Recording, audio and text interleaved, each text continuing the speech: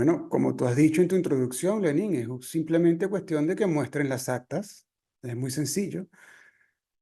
Muestren las actas para que haya paz y se resuelva el conflicto. Lo que pasa es, como tú también dijiste en tu introducción, veo que estás muy claro de lo que está sucediendo, es que si el gobierno muestra las actas, queda en evidencia del inmenso fraude electoral con el que han avanzado un golpe de Estado, porque en Venezuela lo que es un autogolpe, es decir, sobre un fraude electoral y el poder de una facción militar, están desconociendo la voluntad popular y estableciendo un gobierno de facto que no cuenta con legitimidad de origen, o sea, que no cuenta con la soberanía popular. Y eso que estamos viendo en Venezuela es muy grave. Es muy grave, no solamente por las repercusiones económicas que va a tener sobre el país, que se prevé una debacle en la economía aún mayor de la que el madurismo le ha producido a Venezuela, que ha caído, como tú bien sabes, 80% su Producto Interno Bruto en los últimos 8 años. Y la ola migratoria que eso va a traer, que va a impactar a toda la región, sino el precedente político que eso siembra. Porque entonces ahora cualquiera, digamos, dado ese precedente, puede adelantar un método similar de mantenerse el poder, desconocer la voluntad popular y sobre una facción de militares adelanta un fraude electoral y de esa forma cree que puede legitimar o su permanencia en el poder. Lo que está pasando en Venezuela es muy grave como precedente político para toda la región y es muy importante contar con la solidaridad de todos los pueblos, más allá de lo que están haciendo los gobiernos, la solidaridad que puedan manifestar los pueblos en este momento hacia sus compañeros venezolanos. Sí, usted tiene razón, exactamente. Hay una razzia represiva brutal, salvaje. Es tal cual usted lo ha dicho, hay más de 2.000 detenidos, 20 muertos de acuerdo a Human Rights Watch. Y anoche tuvimos otra jornada más. Fueron defensores de derechos humanos, defensores de causas públicas detenidas, defensores de derechos de población LGBT. Es decir, todos los días hay innumerables crímenes a los derechos humanos cometidos por parte de este gobierno que está tratando de desconocer la voluntad popular para imponerse a sangre y fuego, para perpetuar su gobierno o su poder a sangre y fuego.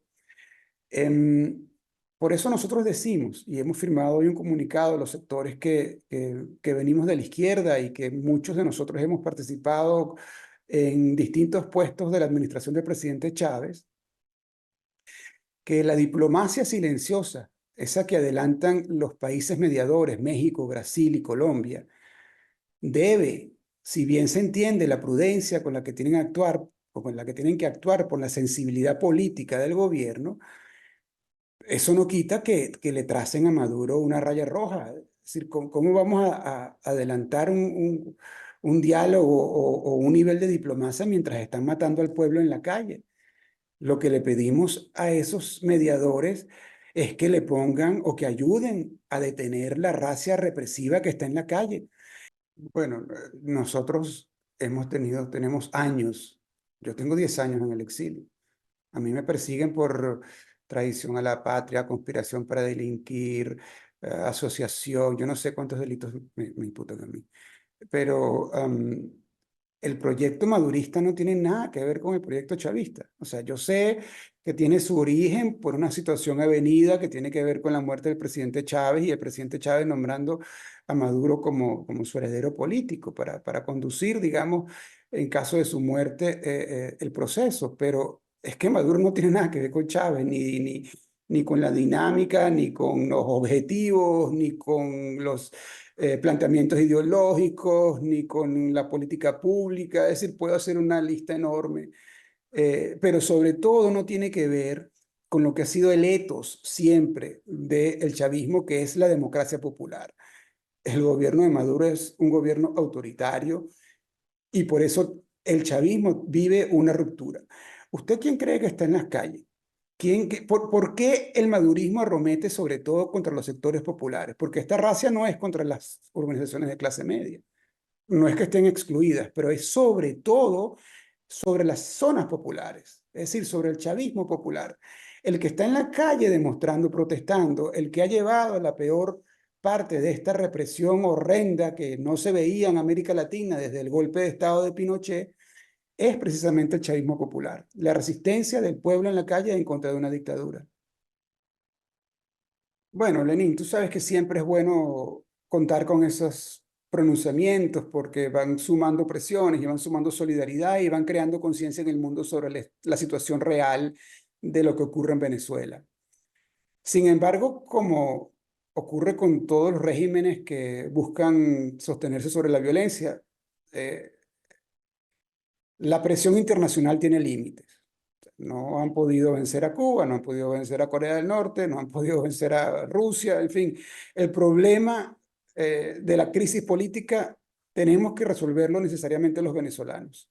No hay la influencia o la solidaridad exterior se agradece, pero el problema es fundamentalmente de los que están en Venezuela, dando la cara, dando la pelea, presionando al gobierno y siguen en la calle manifestándose y movilizados porque su voz sea reconocida, porque su voto valga. No, yo descartaría eso. La Fuerza Armada vive el mismo terror que vive toda la sociedad, que vive todo el país. A la fecha entiendo que van alrededor de 100 militares presos, de acuerdo a información. Todo esto es extraoficial, eso se conoce por las familiares y lo poco que se filtra de lo que allí está ocurriendo, pero hay militares detenidos. Sobre la Fuerza Armada impera también el mismo terror que ha imperado sobre la sociedad venezolana y sobre todo en los últimos días. La Fuerza Armada no es un ente que está exento de la política del terror de Nicolás Maduro. Como le digo, porque la Fuerza Armada vive también un estado de terror.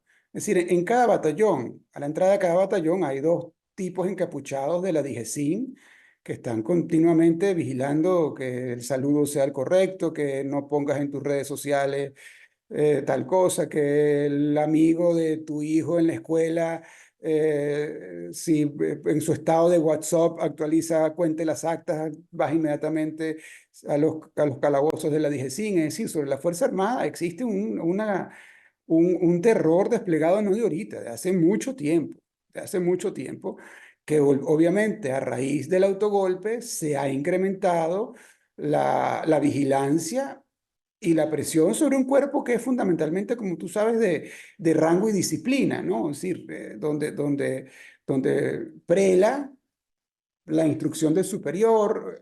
Es difícil ahí encontrar bajo las reglas, las normas, la cultura de ese cuerpo que vaya a haber una rebelión así de buenas a primeras, ¿no? No lo descarto, eso forma parte de los escenarios, pero le doy un nivel de probabilidad bajo. Mire, el apoyo es fundamentalmente político, a tal nivel de que Rusia ha invitado a Nicolás Maduro en los próximos días a que realice una visita de Estado como una forma de sustentarlo en el poder, de apoyarlo. Igualmente China lo ve como parte de su juego geopolítico con los Estados Unidos, esta conformación de un nuevo orden mundial que se da en todo el globo, ¿no? Venezuela es una ficha más. Por eso mismo yo insisto en que este problema tenemos que resolverlo los venezolanos y los venezolanos darnos el gobierno que mejor nos parezca. Es decir, que los venezolanos tenemos que luchar, continuar luchando por nuestra democracia, por recuperar nuestra democracia. Bueno, pero yo entiendo que el grupo Wagner fue disuelto luego del alzamiento de Prigozhin. Es decir, porque haya alguien con una insignia pegada a una chaqueta en una eventual video, no creo que es prueba suficiente para hacer esa aseveración. No me consta. Ahora, si usted me pregunta por el apoyo, la asesoría que los cuerpos de seguridad cubanos brindan a Maduro, pues sí, eso es una realidad y no es de ahora, viene desde hace mucho tiempo. Eso es otro de los factores que también influyen en la Fuerza Armada, la penetración del G2 dentro de las filas de la Fuerza Armada, que han desarrollado una inteligencia muy eficiente. Y le recuerdo que en Venezuela hay 300 militares presos. En Venezuela han muerto militares torturados. En Venezuela un mayor general fue preso en condiciones de aislamiento por más de 5 años. Salió gracias a las gestiones del presidente Zapatero. Es decir, Este terror que hay sobre las Fuerzas Armadas no es nuevo, tiene años en desarrollo y no ha permitido que se articule ningún tipo de movimiento que pueda dentro de la Fuerza Armada contestar la autoridad del poder. A los cuerpos represivos se le ha dado carta blanca para detener a todo el mundo que sea sospechoso de apoyar el reclamo porque muestren las actas. A todos se le puede acusar de instigación al odio, de alteración del orden público y son presentados ante tribunales antiterrorismo que están funcionando casi que 24 horas. Pero ¿qué hace el madurismo para comprar la lealtad de estos funcionarios, que son funcionarios que también tienen muy bajos salarios?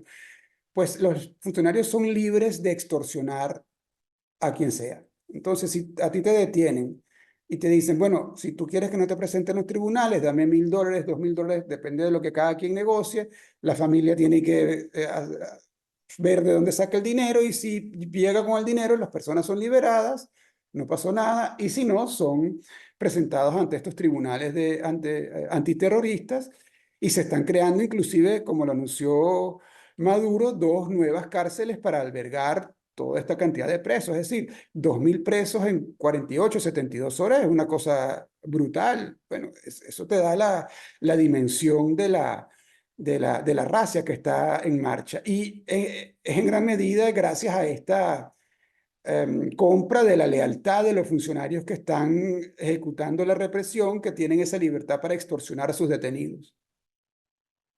Es que los colectivos son básicamente, o sea, estos colectivos violentos que están armados en la calle reprimiendo, esos son básicamente policías de civil. Es decir, son grupos parapoliciales. Casi todos ellos son funcionarios o de alguna forma están vinculados a las policías. No son